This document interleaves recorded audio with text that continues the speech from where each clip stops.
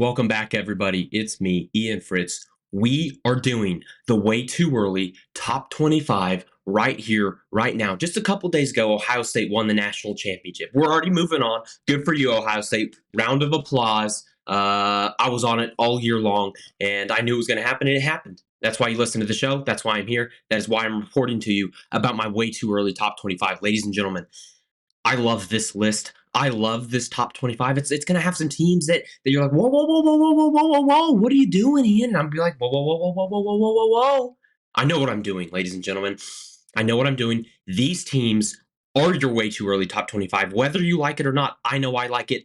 You guys should like it as well, okay? Stick with me. Here we go. Subscribe down below, comment down below. Ian, how in the world is that team number 11? And I will respond to you and I will tell you how in the world they are number 11. Okay, we're jumping right in. Boom, number 25, right next to me, we have the Boise State Broncos, okay? And I know some of you are thinking, what in the world? How in this guy is psychotic? He is a psychopath. How in the world are the Boise State Broncos going to be number 25? They're losing Aston Jinty, aren't they? Yes, they are, folks. Yes, they are. However, they still have Maddox Madsen, their quarterback. They still have their head coach. Those two guys are good enough to keep Boise State in the top 25. I think they're gonna be the leader for the G5 playoff spot again next year. I still don't know why we do the G5 playoff spot, but I think they're gonna be the leader in that category again next year. Next team up, we have the Kansas State Wildcats. Okay, and the Wildcats up there in Manhattan, Kansas. Look, they kind of fell off towards the end of the year there, and a little bit of little cliff they found at the end there. Okay, Avery Johnson, flowing locks, just beautiful hair. It wasn't it for him at the end there. It wasn't a great season by Avery Johnson by any means. However, it's year two. Quarterbacks from year one to year two, they make drastic improvements, and I expect that from Mr. Avery Johnson. Luscious locks of hair. Remember that. If one thing you remember at Avery Johnson, remember his hair. It is mighty fine, ladies and gentlemen. Okay, they're at number 24. I really trust Avery Johnson this year. They're going to be in the Big 12 mix. There's going to be maybe 3 or 4 or 5 Big 12 teams again this year that are like, what do we do? Are they all going to be in the mix again? They are. They are all going to be in the mix again. Okay. Next team, SMU Mustangs. You're thinking a little too low, aren't they? Returning literally every player they have. Pretty much, they are. However, SMU. How do I say this? They got a little lucky, ladies and gentlemen. They got a little lucky. They don't play anybody again next year. They didn't play anybody this year. Now, I still do like Kevin Jennings. I expect year two for him to be a big step forward, just like Avery Johnson. His turnovers were an issue in the playoffs. We saw that. They weren't a big issue all year up until the Clemson game and the Penn State game. So we'll see what they do to improve his turnover issues in big time games. I expect him to improve, but I like SMU at that 23 spot. Right in front of them, we have the Michigan Wolverines. And let me just say this, ladies and gentlemen. Michigan is a team where I've seen them up at like 8. I've seen them at 15. I've seen them not even in the top 25 on these way too earlys. And I was sitting there marinating all these things in my mind. And to me, Michigan right there at number 22. It makes sense. They're right above an SMU, and they're right behind a team I'm about to talk about in a second. But I like that. Bryce Underwood coming in there. Is he going to start day one? We don't know. But he's talented. They got a lot of money pouring into this roster this new year for the Michigan Wolverines. However, that defense I expect to take a step backward. They're really good again this year. Not as good as they were last year, but they were good. And I expect this next year them to regress. They're losing 4 first-round talent guys on that defense. I expect it to be a step backward for the Michigan Wolverines, but still a solid quality football team at number 22. And this maybe get me shot right here. Oklahoma at number 21, okay? And let me say this, ladies and gentlemen. Let me say this. Is it because I am an OU fan that I have OU at number 21? No, it is not. And I know I will catch allegations. I will be probably charged with a lawsuit, maybe a crime. I'm not sure, but OU at 21 makes sense in my mind, okay? I was all over OU being bad last year, and I hated it. Look, I'm an OU guy through and through, all day, every day, and it hurts right now. This past season hurt, and it hurt bad, really bad. Some of you I know out there feel the same way about your own teams, okay?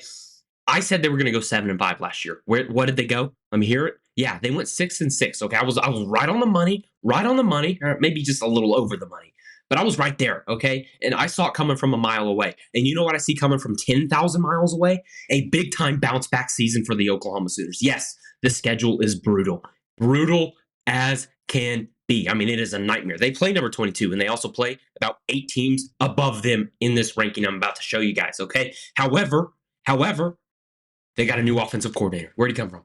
Washington State. Ben Arbuckle. This guy is a certified genius, certified boy wonder. They got John Mateer, quarterback from Washington State.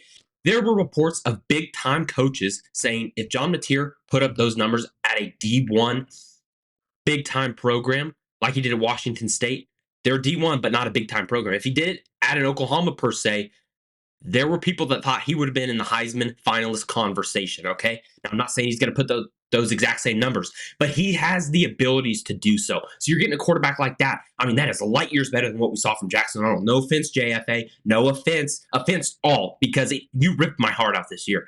Okay. And they have everybody returning on defense. The defense was top 20, top 30 in the country this year. And every year, Brent Venables' defenses get better. I trust the Oklahoma Sooners going into 2025. Will I be proven wrong? I will not. They're at number 21.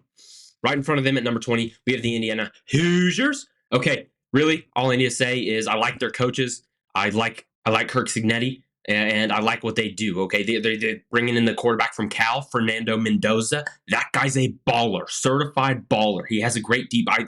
They're just replacing Curtis Rourke with a younger Curtis Rourke in my mind, a little bit more mobile Curtis Rourke, if you think about it that way. So I really like what the Indiana Hoosiers are going to bring on the board here.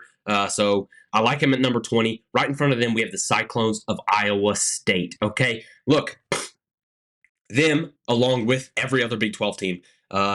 Look, I'm going to put about 4 in the top 25, and those 4 are going to duke it out the entire season. I don't know which one's going to come out on top, but I like Iowa State. I like their chances. They were this close this year. This close this year. They had a tough loss against Texas Tech, and it's going to be this close. A team that I didn't put in my top 25 that now I'm thinking maybe I should have put them, maybe snuck them in there, maybe 24, 25, is the Texas Tech Red Raiders, ladies and gentlemen. Okay, and I know some people are going to like hearing that. I think they're going to be pretty darn good this year. So watch out for the Red Raiders. They're a team I didn't put in my way too early top 25, but if I had a way too early top 26, I think they're right there at number 26. Okay, Iowa State at number 19. Number 18, the BYU Cougars. Simply put, I have the BYU Cougars at number 18 out of respect for what they did this year. They were picked second to last, third to last in the Big 12 last year. And they didn't. They didn't do that. They were 10-2, big time football team this year. So out of respect for Kalani Sitake, head coach over there at the BYU program, I'm putting them at number 18. Also out of respect for the BYU, their quarterback, he's a Jew. He goes to BYU. He's one of like 3 Jews that go to BYU. So absolutely absurd. So out of respect for that guy, Ratcliffe, Retzlaff, whatever his name is. I'm not a Jew, so I don't know. I like him at number 18. Are they going to be as good? No, they will regress. Number 17, the Illinois Fighting Illini. Look, I'm not sure what a Fighting Illini is. That's a long-standing saying here on the Ian Fritts Show. Nobody knows what a Fighting Illini is. It's just an Illinoisan. Do we call the Illinoisans Illini? I'm not sure. But I like him at number 17 because of Brett Bielema. Okay, head coach, big dude. I mean, look him up. Big dude. Big dude. I like him at number 17, mainly because of him. He's a good coach. Texas A&M Aggies, okay? The Fighting Ags. TAMU, if you will. Look, Mike Elko, he's a really, really good head coach. Really, really good head coach.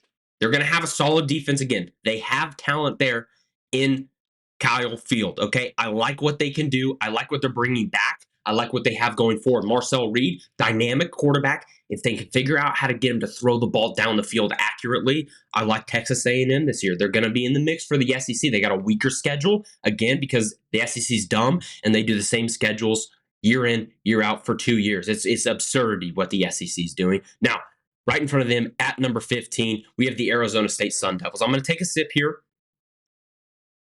If you want one of these mugs, patented mugs, I mean, they are phenomenal. You can drink literally anything out of them. So let me know if you want one of them. Got the logo right there. It is phenomenal. Okay, Arizona State Sun Devils at number 15. Look, a lot of people are having Arizona State in this 15 to 10 range. Some are dropping him maybe to 17. I almost dropped him out of the top 25.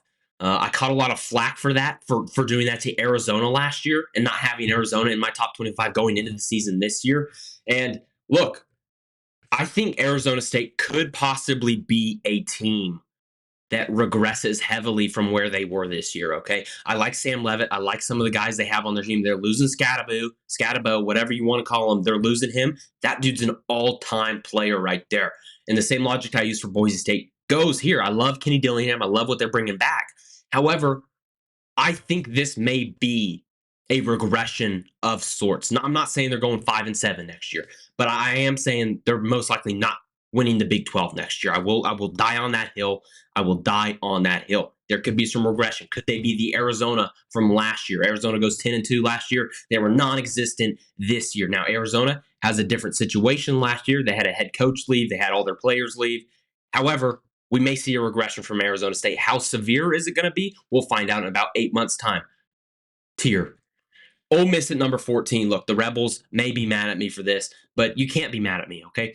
You're losing Jackson Dart. You're losing a lot of other players defensively. You're bringing them in. You're bringing them in and through the portal. I'm still not sure how Ole Miss is getting all this money. I don't know, but they're bringing in just truckloads, dumping the money off at Ole Miss, ladies and gentlemen, and they're bringing it back. Their quarterback, I like what they got there. They were trying to get a big fish out in the transfer portal pond. They didn't need one. Because the guy backing up Jackson Dart, rumors are swirling that guy could be a Heisman finalist. That's how good he is. But I like Ole Miss at 14. Lane Kiffin, I still don't believe in him to get over the hump, folks. Still don't believe it.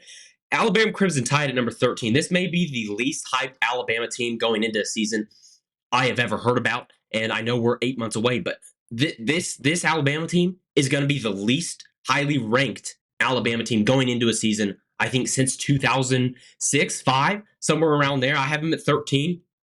A lot of question marks. I still believe in Kalen DeBoer. I still believe in what they got going on there in Tuscaloosa, okay?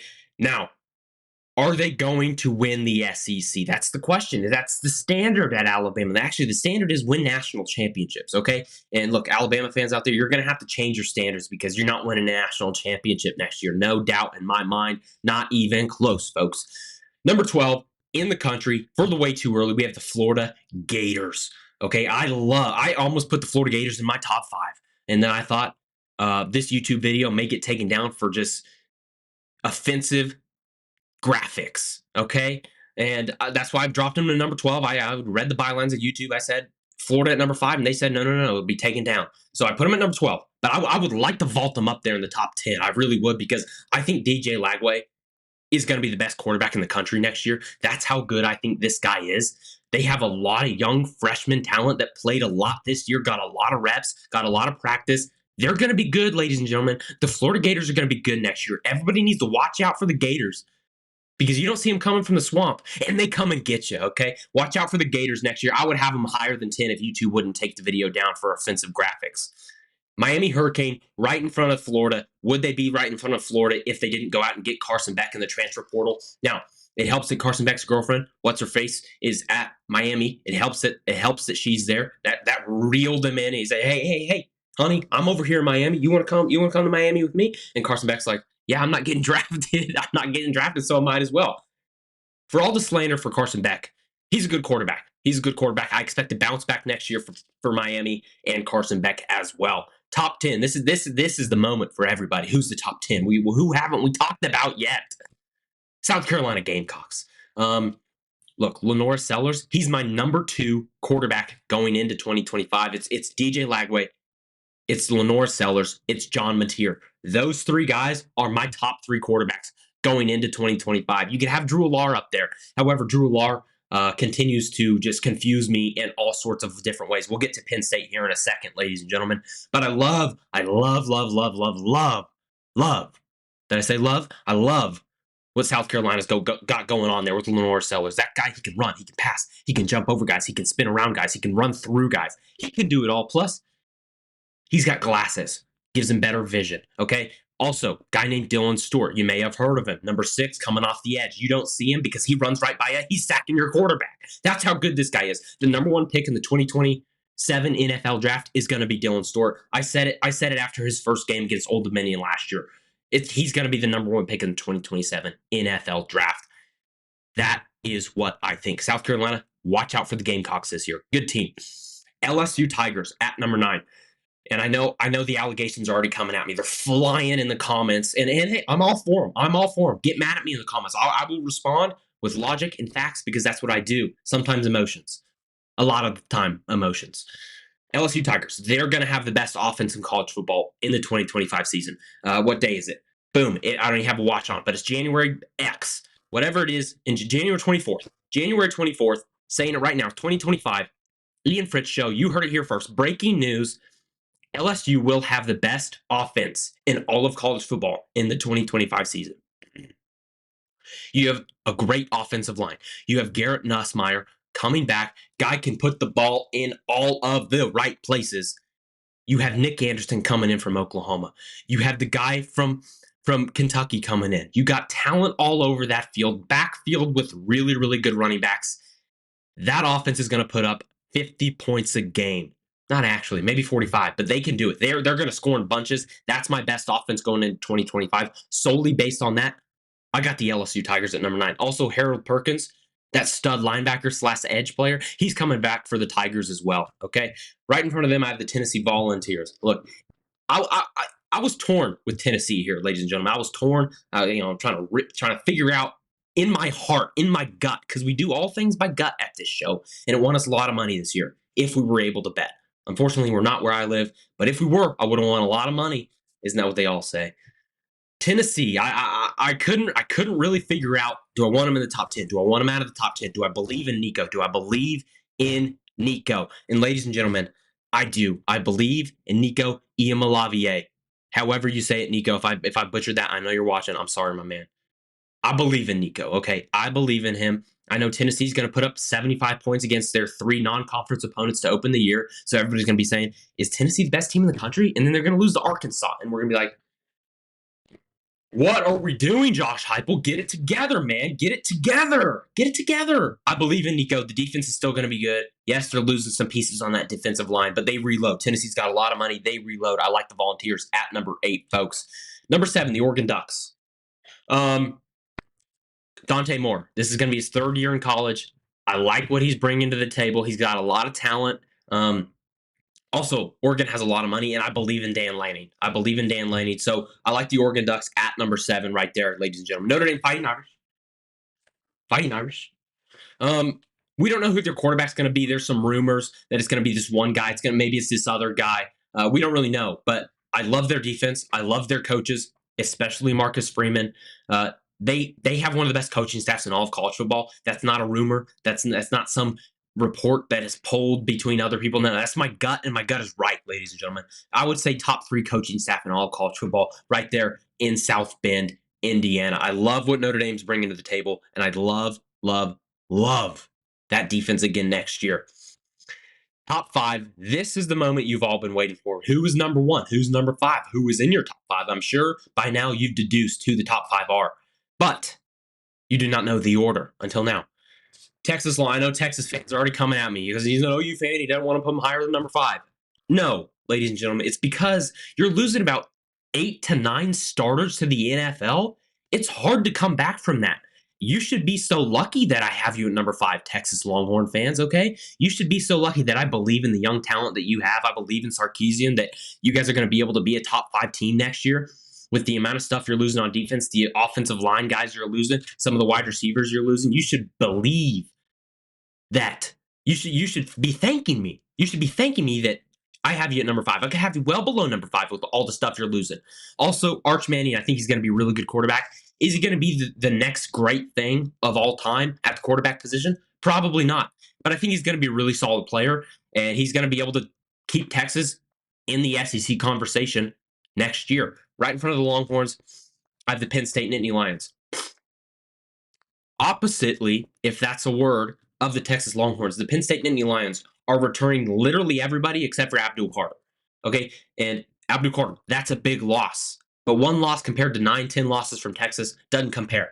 You're returning basically everybody, your 2 stud running backs, your entire defense, except for Abdul Carter, your offensive line, head coach James Franklin. He can't get over the hill. Probably not, but they're going to be top 14. They're going to be top 14. Come at me for it, hate me for it. I'm just presenting it like it is, okay? Returning a lot of talent. Talent equals production equals wins. That's a great formula. You should figure it out. Number 3, I can already hear it. Yep. Yep. Stick with me. Let me explain my reasoning right after I take a sip. I just spilled a whole bunch of water in the area where it looks like I peed my pants. Clemson Tigers at number 3. New defensive coordinator.